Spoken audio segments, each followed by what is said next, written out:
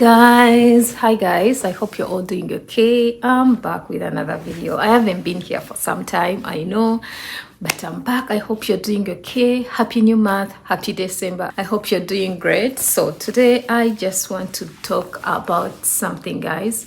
If it's your first time to be here, you're welcome. This is Prosi. I come from Uganda, and today I'm going to talk about port of entry in the US. So this is still about the K1 visa. This is one part I really forgot to talk about, and it is so important for someone out there who is planning to come to the US. So that's why I came to do this video quickly. It's going to be a short one. I have my notebook with me here. And yeah, this is where I wrote those questions that I was asked during that time when I was entering the US. So let's first talk about the port of entry. Port of entry is the first most of the international airports have the port of entry. So it's that place where you first land and get your first stamp into the United States if you're coming for the first time. For my case, it was Houston, and I got there and I got this stamp. I was so happy, you know. These are things I want you to know. Just know if you're coming in for the first time, you're going to be asked some questions still. I think this doesn't only apply to the US. There are other countries that really have this thing. I think like Canada has the same thing. When you're coming in, they have to ask you some questions at the entrance. I mean, before you entering the country. So yeah, and these are the questions I was asked that day. I wrote them like I always do. I always want to write down my things. So these are the questions I was asked, but don't be scared. These things are easy. If you pass the interview, trust me, there is no way how you can fail the port of entry questions, because there are some of the questions, I mean, they have already asked you these questions at the interview, and these things about you, your relationship and your fiance or maybe your spouse. So they will not ask you things about the US. They will not ask you who is the president. They will not ask you history of the US. They will not ask you things about the US. Things about you and your fiance are the things they are going to ask you on that day when you're entering, when you're coming. So the first thing I was asked was, what is your fiance's name? Now, Americans have three names. They have the first name, they have the middle name, and they have the last name. So you can say both of them. I mean, the three of them, not both, three of them. Yes. So another question I was asked, where he lives. Where does your fiance live? Now, these people have, you can give the zip code. If you want to go through the whole thing, you can say maybe the state and then say the address. You give their address, including the zip code and things, you know.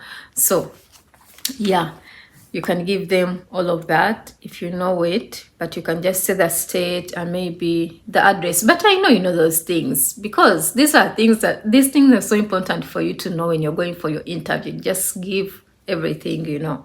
So what does he do? So this is the point when you should know what your fiance really does. If you're not sure, I don't know, but you should know what your fiance does. And remember, these things are already in their system. They know these things already, but they just want you to say it to make sure that they are talking to the right person. So you don't have to lie. Just be honest, just be truthful, and be precise. Don't go into details, because you might go into details and then mess up somewhere, and then it will look so awkward, and then they will be like you're not telling the truth. One thing I want to tell you is, don't give the real information, because they already know these things. They already have the information. So another question I was asked, when did you meet? And how did you meet? So these two questions are different. When did you meet? We met in 2021. Date, you know it. You know when you met your fiance. But how did we meet? Sorry, guys, excuse me. So yeah, how did you meet? These days, we all know people meet on different occasions. You can meet on a wedding in your country. You can meet at work. You can meet people meeting on dating sites. People meeting on Facebook, on Instagram. People meeting on WhatsApp. People meeting on YouTube. So we met on Facebook, and I had to explain that. So it depends on where you met. Just tell them where you met. So I want to say this. I got a question. Someone was asking me, okay, She wanted to know about something she had heard. And this is something I've had before as well. Like when you go for your interview and they ask you, how did you meet? And you say maybe Afro Intro, maybe Badu, maybe Christian Cafe, maybe Christian Dating, this and that. Like, do they ask you for the link? Someone was asking about the link. I don't know much about the link, really. Why should they ask you for the link where you met?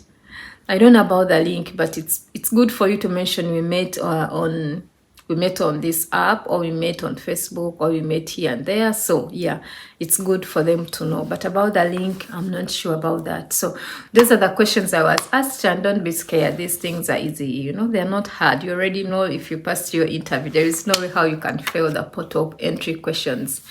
Then there are not many like the interview questions. These are like 5-6 questions, and whereas for the interview ones, they can even be 15 or 10.